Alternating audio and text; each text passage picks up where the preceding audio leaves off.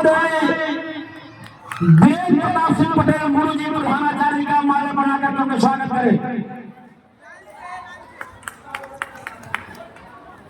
मैं चाहूंगा कि आज से बच्चों का कहने का कष्ट करें। आदरणीय साजिद खान जी। बहुत बहुत धन्यवाद भाई ज्ञानेंद्र यादव पाठ जी। आप बहुत ओजस्वी विचार रखते हैं, बहुत अच्छा बोलते भी हैं। बहुत ऐसे बच्चे होंगे जो यहाँ पर टीचर की शक्ल में हैं और अलग अलग स्कूलों में कॉलेजेस में पढ़ाते हैं, खिलाड़ी हैं, जिसको आदरणीय रामसु पटेल जी के द्वारा शिक्षा ग्रहण करने का अवसर मिला।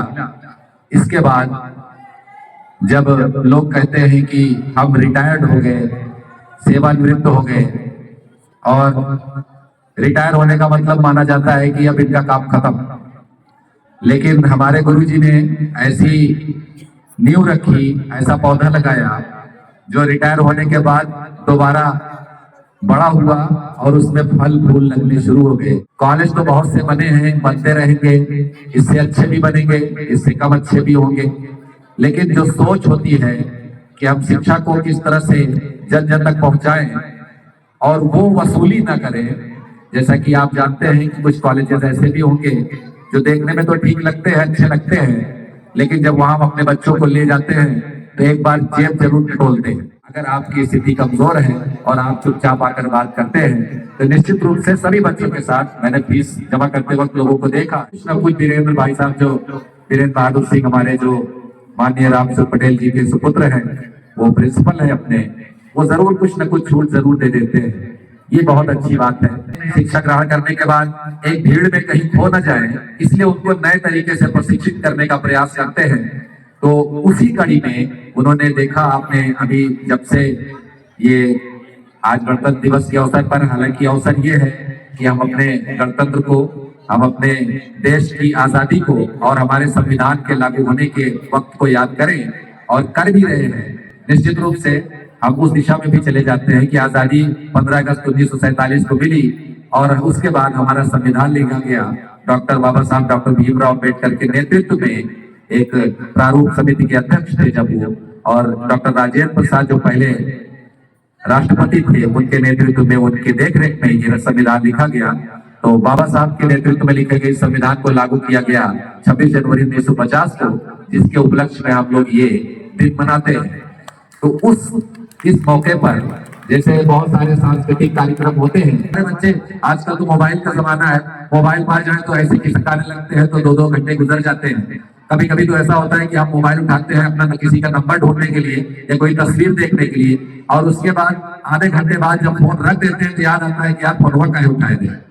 तो इस वक्त में जिस समय 1-1 घंटे 2-2 घंटे बच्चे, जबकि इसके पहले ऐसे होता था कि संडे के दिन या अन्य छुट्टियों के दिन हमारे बच्चे मैदान में होते थे और खेलते कूदते नजर आते थे, आज हम देखते हैं कि वो कोने में बैठे हुए मोबाइल को फिसलाते हुए नजर आते हैं। ऐसे वक्त में खेल, हर तरह का खेल जरूरी हो गया है। क्रिकेट तो हमारे यहाँ इतना ज्यादा खेला जाता है कि हर गली मोहल्ले में आप देखते होंगे उसके टूर्नामेंट होते हैं। हम लोग भी क्रिकेट खेले हैं, क्रिकेट में कमेंट्री भी करते रहे, उसकी खबरें कवरेज करना शामिल किया। शैलेंद्र हमारे बीच में है, बहुत ही जबरदस्त होनहार राष्ट्रीय लेवल के खिलाड़ी, और हम जानते हैं कि आज नहीं तो कल ये हमारे देश के लिए पदक जीतेंगे। न सिर्फ इस स्कूल का, इस गांव का, बल्कि इस जिले का और इस देश का भी नाम रोशन करेंगे।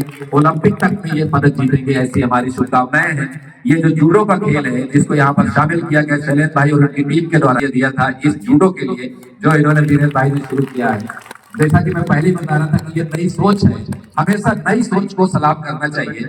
तो इस सोच को मैं सलाम करता हूँ, और वो उसके आगे हमारे बस में जो चीजें हैं, जैसे अब सांसद विधायक हैं तो अपनी सांसद निधि से उसको इसकी व्यवस्था करनी, मेरे पास जो शक्ति है, शैलेंद्र भाई का भी था, उसके पहले वीरेंद्र भाई ने इनको जो दिया था, ये जब पदक जीत कर आए तो सम्मानित किया गया था, वो भी तस्वीरें आपने अखबारों में देखी और आगे भी देखते रहेंगे। तो मैं यही कह रहा था कि माननीय गुरु जी से मेरी जो बात हुई कि जब जूडो का खेल है, जैसे जूडो 1882 में शुरू हुआ, मैंने उसका जिक्र भी किया था कि पहले जूडो खतरनाक खेल हुआ करता था जिसमें हाथ तोड़ दे, तो उसमें कुछ खतरनाक जो स्टेप्स थे, उसमें जो पॉइंट्स थे उनको हटा के उसको एक सुरक्षित खेल बनाया गया जूडो का।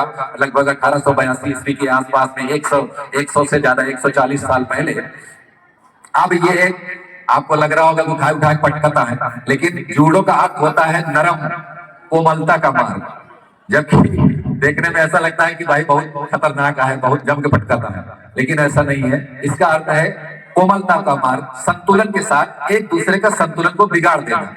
अगर दूसरे का संतुलन बिगड़ गया तो समझ लीजिए कि आप विजयी हो गए। इसमें किसी को चोट पहुंचाना नहीं। बहुत ही व्यवस्थित खेल है, बहुत ही खूबसूरत खेल है और बहुत ही अच्छे कोच हैं आपके बीच में। आप देखते होंगे कि दोनों बच्चे आए दोनों तरफ से और उन्होंने पहले एक दूसरे को पटका और फिर लगता है कि और खेलों में होता है खिसियाते हुए जाते हैं। क्रिकेट में भी आपने देखा होगा कि बल्ला पकड़ के आउट हो गया या कोई वैसी बात होती है तो मुंह लिप्स आपको देखते होंगे कुछ ना कुछ बकते हुए जा रहे हैं। लेकिन आपने जूडो में देखा है कि एक दूसरे को प्रणाम करके, जो जूडो का तरीका है कि हम भले हारे गए लेकिन भैया आपको प्रणाम, गुरु जी को प्रणाम, उसके बाद वो वापस जाते हैं। तो ये बहुत ही शालीन और शानदार खेल है। देखने में जरूर थोड़ा अटपटा लगता है कि अरे बहुत तेज पटके, लेकिन वो सब जानते हैं बच्चे कि पटक वटक कोई नहीं पाता है, सब एक दूसरे को बचा के संभाल के खेलते हैं। बहुत ही खूबसूरत खेल है ये बात। दूसरी ये कि इसके अलावा भी क्रिकेट तो खेल है ही, इसके अलावा भी जो खेल है जैसा बैडमिंटन भी हुआ या और फुटबॉल हुआ, वॉलीबॉल हुआ या और जो छोटे मोटे खेल है जो एक लोगों में दो लोगों में इंडोर गेम्स हैं, उस पर भी बातचीत हुई है।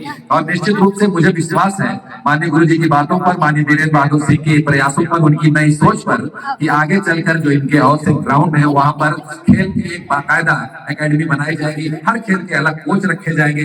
जिस खेल में जो बच्चा जाना चाहे, आप जानते हैं पढ़ने के बाद अगर बच्चा खेल कूद में अच्छा रहता है तो उसका भविष्य थोड़ा और बेहतर होने के चांसेस ज्यादा रहते हैं अन्य की तुलना में। इसलिए अगर खेल में इंटरेस्टेड है तो उसको खेलने का मौका मिलना चाहिए। ऐसा ना हो जैसे अभी आप समझिए कि इंग्लिश मीडियम में बच्चा पढ़ने जाता है, मैं भी जाता हूँ, हमारे भी बच्चे पढ़ते हैं, सभी के बच्चे पढ़ते हैं। वहां से आप जाइए, उनके मानसिक विकास को रोक दिया है हमको ये लगता है। मैं ये नहीं कहता किसी की बुराई नहीं है, बहुत सही अच्छी बात है, इंग्लिश मीडियम में पढ़ना चाहिए, लेकिन मुझे ऐसा लगता है कि बच्चे के जो मानसिक विकास है, अगर वो चीजें जैसे होता है कोई बात किसी ने आपस में बातचीत किया और उसमें लगा कि यार बहुत अच्छी बात सामने वाले ने कही, तो तीसरा जो बुजुर्ग बैठे रहते हैं वो कहते हैं कि पढ़ा लिखा बनैया है, हल्के में पढ़ा लिखा है, इसलिए ऐसा जवाब दे रहे हैं। होता क्या है कि जैसे हमने बचपन में कहानी पढ़ी थी, हिंदी मीडियम के लायक हो तो उनको हिंदी मीडियम में भेजिए। अगर इंग्लिश मीडियम के लायक है, हमारे बच्चे तेज है, उस लायक है, हम माँ बाप उनके लायक है, तो हम उनको इंग्लिश मीडियम में पढ़ाएं, उससे कोई गुरेज नहीं है। लेकिन अगर नहीं है तो जबरदस्ती भेजकर उनका भविष्य बर्बाद न करिए, क्योंकि अगर वो समझ नहीं पाएंगे तो वो इंटर बीए करके जब वो बाहर आएंगे तो वो वाली बात उनके ऊपर लागू नहीं होगी जो बच्चे कहते हैं पढ़ा लिखा आदमी है, क्योंकि वो चीजों को समझ ही नहीं पाते, उस जबान को महसूस ही नहीं कर पाते, फील ही नहीं कर पाते कि वो साइंस में, सोशल साइंस में जो चीजें उसमें बताई जा रही है वो चीज उस चीज को अपने अंदर बसा नहीं पाते, याद नहीं कर पाते और मौका पड़ने पर उसको जवाब में बोल नहीं पाते। इसलिए ऐसा जरूरी है कि हम अपनी बातों को अपनी भाषा में कह पाए। ऐसे स्कूल अगर वो बच्चा उस लायक है तो उसमें पढ़ाइए, उसके लिए बेहतरीन स्कूल ये है, आपने देखा होगा। खेल में इंटरेस्टेड बच्चा है, यहाँ पर खेल का भी मौका है। गुरु जी ने कहा बातें बहुत होती है तो होती चली जाती है, मन में बहुत सारी बातें रहती है। माननीय जी का, माननीय रामचंद्र पटेल जी का और हमारे आए हुए सभी अतिथियों का मैं बहुत बहुत स्वागत करता हूँ और जो इन्होंने प्रयास किया उसकी बहुत सराहनीय है।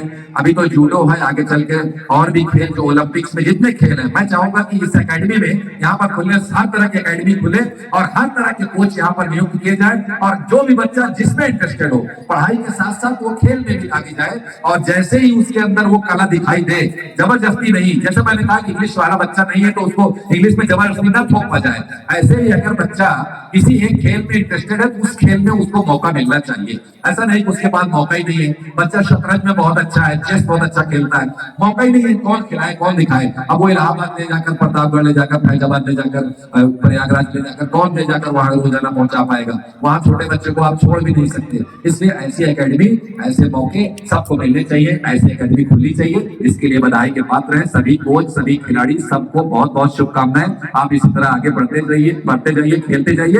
मेरे लायक जो जब भी सेवा होगी मैं उसके लिए तैयार रहूंगा। सब मिलजुल कर जब कर खेलिए और आगे बढ़िए और पदक जीत कराइए, न सिर्फ लोकल में बल्कि ओलंपिक्स तक में हम पदक जीते। ऐसी हमारी शुभकामनाएं हैं। जय हिंद, जय भारत।